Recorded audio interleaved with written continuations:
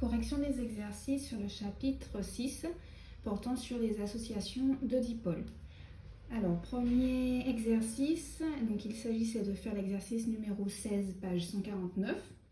Donc, le voici. Il faut indiquer les schémas correspondant à des circuits en série et ceux correspondant à des circuits en dérivation. Alors, je vous rappelle qu'un circuit en série, c'est un circuit qui contient une seule boucle. Une boucle, en fait, ça signifie que les dipôles, c'est comme s'ils se donnaient la main pour former une ronde. Et donc, on dit une boucle. Un circuit en dérivation, c'est un circuit qui contient minimum 2 boucles. Donc là, on va regarder pour les 4 circuits suivants. Donc le circuit A, on voit qu'il n'y a qu'une seule boucle. Donc c'est comme si le générateur donnait la main au moteur, qui donnait la main à la lampe, qui donnait la main à l'interrupteur et qui redonnait la main ensuite au générateur. Et ils forment une seule ronde, donc une seule boucle. Donc ici, il s'agit d'un circuit en série. Donc déjà, on peut mettre dans les circuits en série, on a le A. Le B, alors le B, on a une boucle ici et une deuxième boucle là. Donc, à chaque fois, les boucles sont comptées avec le générateur, c'est-à-dire avec le dipôle qui fournit le courant. Donc, il y a une première boucle avec le générateur et une lampe et une deuxième boucle avec le générateur et la deuxième lampe. Voilà.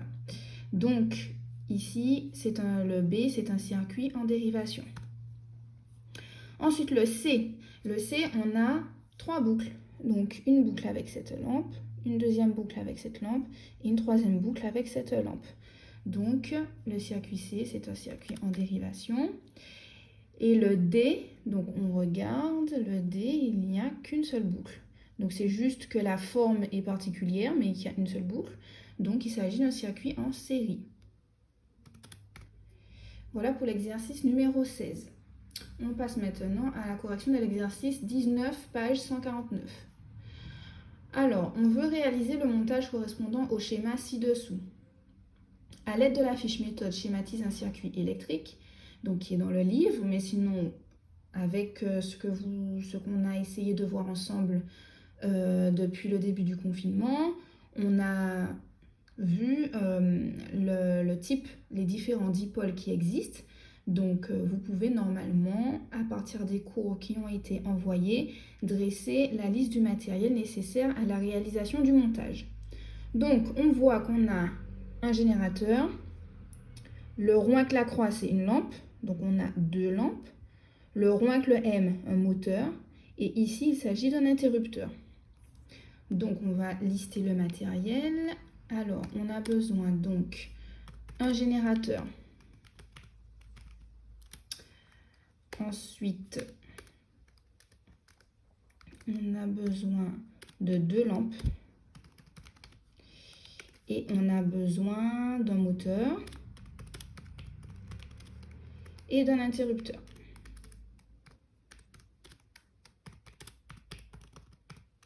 Donc voici le matériel ici dont on a besoin pour réaliser ce circuit. On passe maintenant à la question 2. On réalise d'abord une boucle. Donc, il réalise une boucle avec un générateur, le générateur qui est ici, la lampe, le moteur et l'interrupteur. Donc, ils ont fait cette boucle-là. Donc, c'est-à-dire qu'ils ont fait le circuit en série qui contient ces dipôles et qui forme une seule boucle. Indiquez les 2 points du circuit auxquels on devra brancher la seconde lampe. Donc, c'est-à-dire qu'on veut brancher la seconde lampe en dérivation. Donc, la seconde lampe, vous avez vu, elle est reliée ici à cette lampe-là. C'est-à-dire que le fil de connexion de cette lampe devra être branché sur le fil de cette lampe-ci. Donc, on remarque ici que c'est le point A. Donc, c'est sur le point A qu'on devra brancher le fil qui va relier ces 2 lampes ici. Et puis, c'est au niveau du moteur. Donc, le fil qui relie cette lampe au moteur devra être branché ici. Donc, au point C. D'accord? Vous avez vu, le point A correspond à ce point-là. Le point C correspond à ce point-là. Donc, on devra brancher la seconde lampe au point A et C. Et on passe maintenant à la correction du dernier exercice, l'exercice 24, page 151. Alors, la multiprise. Julien a branché dans sa chambre une multiprise. Chaque prise est déjà occupée par un appareil. Donc on donne la liste des appareils, ordinateur, écran, imprimante et lampe halogène. Alors le premier document explique le fonctionnement d'une multiprise. Les prises d'une multiprise sont branchées en dérivation les unes par rapport aux autres.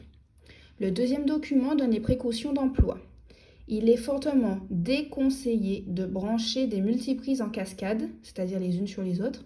Le courant pourrait être si intense que la première multiprise pourrait s'enflammer. Donc il faut indiquer là où les bonnes réponses.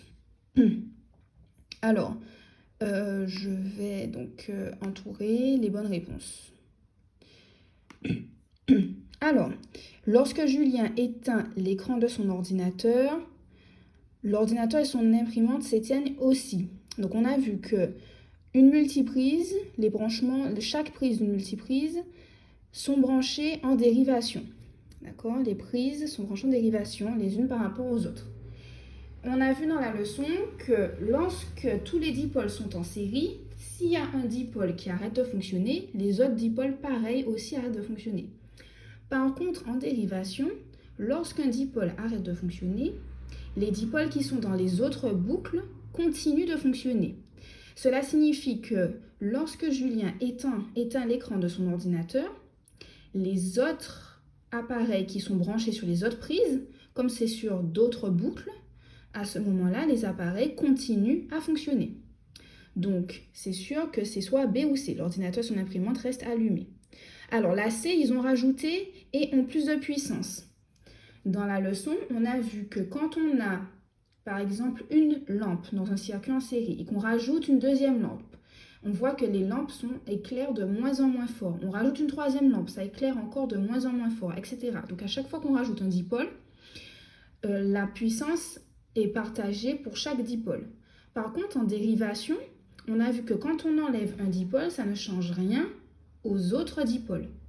Donc, la puissance ne va pas augmenter. La puissance sera la même pour les autres boucles. C'est si on avait en série qu'à ce moment-là, il y aurait eu plus de puissance. Si on éteint un des appareils, les autres appareils auraient eu plus de puissance. Mais là, on est en dérivation. Donc, il s'agit uniquement de la réponse B. Alors, on va mettre ça. Voilà. Donc, je vais mettre en vert pour que ce soit plus visible. Alors, maintenant, il veut ajouter un radiateur et une télévision en branchant une seconde multiprise sur la première. La nouvelle multiprise branchée en cascade sera branchée soit en dérivation avec la première multiprise, soit en série avec la première multiprise. Donc on a vu que chaque prise, c'est marqué ici, les prises d'une multiprise sont branchées en dérivation. Donc si on branche une autre multiprise sur une des prises de la multiprise, c'est ce qui fait que les prises et les multiprises seront en cascade, et bien elles sont encore en dérivation. Donc ce sera en dérivation. Alors on va déplacer, hop, dérivation, la réponse B. Et maintenant, on va faire la troisième question. On peut dire à Julien qu'il peut brancher la seconde multiprise sur la première, que brancher la seconde multiprise sur la première pourrait enchaîner un incendie, ou qu'il vaut mieux installer une nouvelle prise dans la chambre. Alors, comme c'est indiqué dans ce document, une précaution d'emploi, on vous dit qu'il est fortement déconseillé de brancher des multiprises en cascade, puisque le courant pourrait être si intense que la première multiprise pourrait s'enflammer.